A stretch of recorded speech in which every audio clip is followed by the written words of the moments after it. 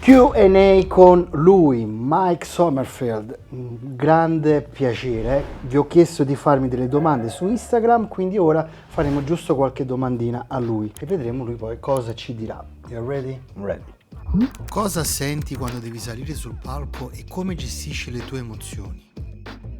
Funny question, because I never remember the time on stage. So backstage, you're getting ready, you're pumping up, you're getting the glaze, the tan, and then the last few seconds before you go on stage, I'm making sure that my breathing is slow and control. I'm trying to breathe in as much as I can to load up oxygen. But the moment I step on stage, I don't remember. Nothing. Because I practiced that for 20 years. So you walk out and it's like, bang, you melt together with what you love. So as the judges say, front double bicep, you don't need to think. You know what to Boom. do. Bang, it's there. And when I come off stage, I grab my phone and I ask my wife, hey, how was it? How was the poses? Because I don't remember. Yeah, it's nice, it's crazy. I mean, it's like you shut off your brain and just go. It flows. Yeah. Hard to explain, but You must feel. yes, it's just flowing. Cambierai mai categoria in 212 o in open? Did you think about that? Of course, many times, because I turned professional as a bodybuilder, not in classic. 2018, that was the first year the IFBB Pro League and the NPC split it in two pieces, and they introduced the pro qualifiers. I competed with Wesley Wizard. He won the classic, so he turned pro in classic, I turned pro in bodybuilding. And then after the show, we figured out that my body weight actually almost perfect for classic and my bone structure. So we tried that, and the first classic show I did was straight second place, that close to an Olympia qualifier. So that was actually the reason we said, okay, that's the division, we're gonna stay here. Credi di aver meritato di vincere più di Chris Bumstead l'anno scorso? No. I'm quite happy that I didn't win the show, because I said that already, that I wasn't ready to be a champion. I did not know what you need to have to be the champion, what kind of skills, what kind of person you need to be, and all these things around that. We're not talking about just winning a title. Winning the title means you're gonna be the ambassador for the sport, the face, the role model. And I didn't know what the job is about. And Chris managed that almost perfectly. He inspired millions. Yeah.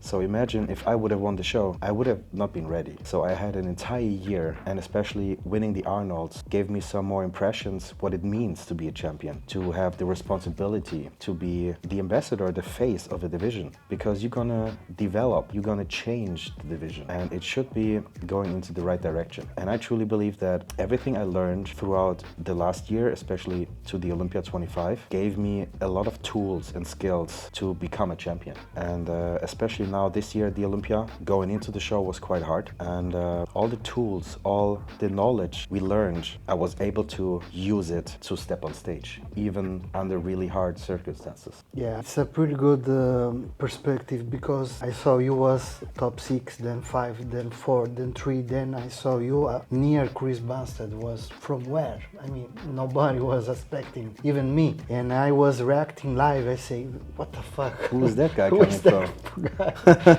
Was like that, but was really nice to see a new face on the top 2, top 3. So for me is nice to see you now fighting for the title, for the second place. It's nice to see a new face, and I hope next year. It's just one thing between me and the title: work. Always work. And 1 point. And 1 point. If that means I need to work harder, yes, I'm gonna do that. This is bodybuilding for me. Bodybuilding means hard work. Bodybuilding means fail. Bodybuilding means to learn, to develop, to become better, to become a champion here first, Yeah. before you get the champion being here. Yeah. Mike, quali sono gli integratori che un bodybuilder non può farsi mancare? I know there is a lot of supplements, but there is something you say I will take for the whole year, every time. Yes. So let me explain. Supplements means this is a product you use because you're not able to get all the nutrients from food, such as protein, fats, whatever. So what can I do to get most of the nutrients from the food? Following a good diet, good managed diet. I'm lucky that I'm working with Neil, one of the best coaches in the world. So he covers a lot. We're talking about different vegetables, different fruits, different food sources for carbs, for fats. So he's really making sure that I'm on a really high quality quality level of food choices. But when it comes to, for example, creatine, you can't eat 7 kilos of beef to cover all the creatine. So creatine is basically an essential. You can't get it from food. Omega-3, I mean, we are professional bodybuilders. We are working out a lot. We're doing cardio. We are not the average human. And everything we know based on blood work is from normal humans. They work from 9 to 5, they drink 2 beer, they smoke, they chill in front of their TV. They don't work out pretty hard. So we can only expect what we need. So to answer the question, I would make sure that I cover everything I can cover from the food, but everything else such as creatine, omega-3, maybe multivitamin and minerals, this is a true essential. Yeah. This is what I'm using every day. The most underrated supplements, because maybe the people think a pre-workout and other stuff. There is a place for that, for those, but I mean, omega-3 dose you say is important. It's cheap and important. Yes, so are supplements really necessary? Is there really a need? I don't think so. For example, you could build muscle without any supplement, but me as a professional, I want to make sure I'm getting every percent to be the absolute best I can be. If that means I need to buy creatine, I will do that. If I need to buy omega-3, I'm going to do that. So I'm trying to give my body everything he needs, everything. I'm trying to cover every angle to get what I'm asking for. For example, I want to build 10 kilograms of muscle. That's not going to happen like this. So I need to make sure my body has all the tools, all the nutrients to do what I'm asking for. This is what we do. Yeah. Quando e come ti sei appassionato alla palestra e conseguentemente al bodybuilding? I started working out when I was 11 years old. So you can imagine everything I did in my life was around bodybuilding. And my dad, he competed years and years before me. And he competed against people like Dennis James.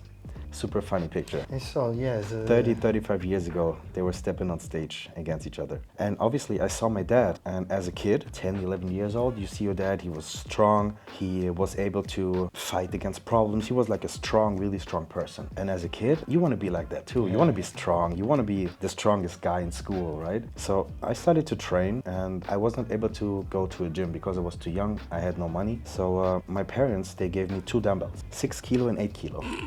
So I did the curls, and then I switched because I don't want to have different size of arms, right? So back in the days, I had no money. And sometimes we had like rice and ketchup for like 2 weeks. But that's bodybuilding. You don't need much. Yeah. The only thing you need is in here. Obviously, as you want to compete at the Olympia, you need to have a gym. You need to have different things ready. But in order to become a champion, you need to feel what it's like to climb up the mountain. And climbing up the mountain is not easy. So the moment it gets easy, you need to level up. It needs to feel heavy all the time. If it feels too easy, that's the wrong way. So I try to do the best I can, and until I was 14, 15, I trained on the streets and I did pull-ups on walls, but I was still fighting, and whatever I could do, I did it. And once I was able to get some money, for example, I bought 10 kilograms of whey for a wholesale price. I gave it to my friends, so I had 1 kilogram for free for me. Free, yeah. And this is how I started. And then I started working. I worked at IKEA. IKEA, yeah. Yes, for 4 years. And then I canceled the job because I said, I want to become a pro. I don't want to work 9 to 5. I want something different. And my grandma, I told her, hey, You're crazy. canceled my job. He was like, what? No, but she's from a different generation. Yeah. They stayed in their job for the rest of their life, and they were happy because after the war, they needed to have money coming in every month. Was a big deal. You had food on the table, but my generation is different. I was able to use internet, social media, all that stuff. So my way was quite different, and obviously my grandpa, my grandma, they were like, what is this internet? Work, get some money. It was like, grandma, grandpa, I want to become a bodybuilder. I want to become Mr. Olympia one day.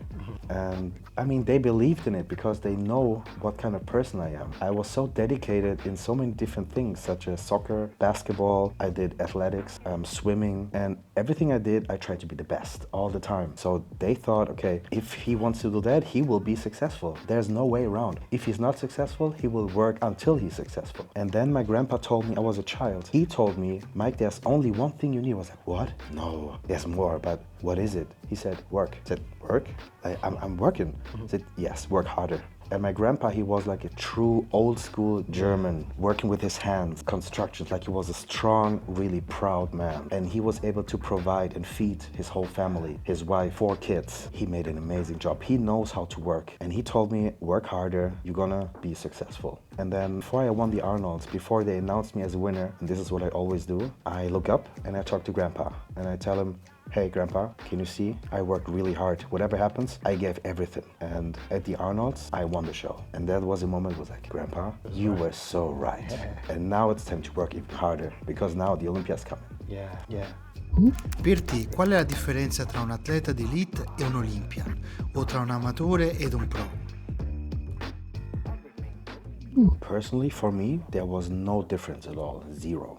Because, as I said, I was always all in. Whatever I can do, I did it. Sometimes you're limited in your finances, right? Sometimes you don't have money to fly to different countries, to work out in the best gym, to get the best quality food. But try to be as good as possible. And if you're working hard, you're gonna develop. You're gonna become better. And as you become better, maybe someday you get a sponsor. Someday you're gonna win a show. And then it's Keep step going, by yes. step by step. Sometimes you just need the time. I mean, 20 years you are doing that. It's Yes, and I put in all the work possible. So I don't understand people or athletes, they expect to be at the Olympia when they train 3 years. And the reason for that is not that they're not good enough. The problem is 3 years of experience will not give you all the skills and tools you need to become a champion. You need to fail, you need to learn, you need to be heard, you need to climb up the mountain, and that's hard. But the higher you climb, the better the view, and it gets harder and harder. This is what I did when I was young. I was 11, and I can tell you I did everything wrong. I ate pizza post-workout until my dad told me, maybe you should eat some chicken because protein builds muscle, not pizza. Then I changed it. My first bodybuilding prep, you know what I did? 8 weeks, boiled chicken, no salt, and yogurt. That's it. That's it. Because they told me, yeah, we eat chicken and yogurt and we don't season it. That's like 10 years ago. 15 years ago. So it was quite different. There was no social media. There was nothing I can just call a coach and whatever. So I listened to the guys who told me things such as I don't drink water 2 days before the show. I did that too. I mean, I won the show. Okay. My very first show, I became the German national winner, but it was like really bad. Only chicken, only yogurt. I felt really terrible, but I worked hard. I pushed through. This is all I could do. So I did it. Next prep, I had the chance, as I was working, to pay for a coach. And you know what? The first time I asked the coach, could you help me because I want to become a champion? He said, yep, pay me $1,000 euros. I was like, I don't have 1,000. He said, okay, bye. And then I needed to do my own thing. But the next year, I came back and I said, there you go. I spent 2 years saving money for the coach. And then we competed and I won the German overall IFBB title. And the next year, I competed at the Arnolds in Europe. 2 years after, because I had no money, I needed to save money for 2 years to compete again at the Arnolds Europe. Third place. Do you know Blessing? Yeah. I competed against him. Nicolas Bouillon. All these guys. Wesley Wizards, 2014. Imagine, that's 11 years ago. And since then, I mean, I started with no money, but I was like step by step. Yeah, yeah. Quale aspetto credi di dover migliorare per poter arrivare a vincere il titolo del Mister Olympia? Okay, we know just time and work, but if you think, okay, I need to improve that, what you would do? Here's the thing, it's not about what I think, it's about what the judges think. Yeah. Because I don't judge myself. The judges will decide who's the best bodybuilder on stage. In order to become the best, you need to know what they want. I had the chance to see Tyler Mannion personally in the IFBB Pro office before the Olympia. I saw Steve Weinberger in his gym before the Olympia. And we did the posing, we did everything, and they told me, Mike, that's almost perfect. Stay like that, don't change anything. You did everything we asked for. They told me I need more chest, I need more shoulders, and I did that. I improved that. The years before they said I need more back, I improved it. The years before they said I need more overall size, I improved that. I did everything what they asked every time, and I nailed it. I delivered every time. There was no question left. So what I'm gonna do now is I will ask again what I can do better, and then we will go back to work. That's all I can do. And I hope next year I will be there with you to eat some burger. Oh yes. Okay. Post Olympia. Thank you, brother, Thank for you so that much. interview, for the workout, for everything. Ragazzi, grazie di cuore per il supporto. Grazie. Grazie mille. Grazie mille. Let me tell you something. He put so much work into his YouTube, into his Instagram and his social media. Not for him, he's doing it for you. He asked me to come to his gym. He asked me to drive 3 hours to Salerno from Rome, and I did that. And I don't regret that. Honestly, we had a really good time here. He has an amazing gym. So I want to encourage you to leave a follow, to like his stuff, because that's the only thing he needs. To be appreciative what he's doing, that's basically the best thing for him. So please leave a like, follow him, and support him. Thank you.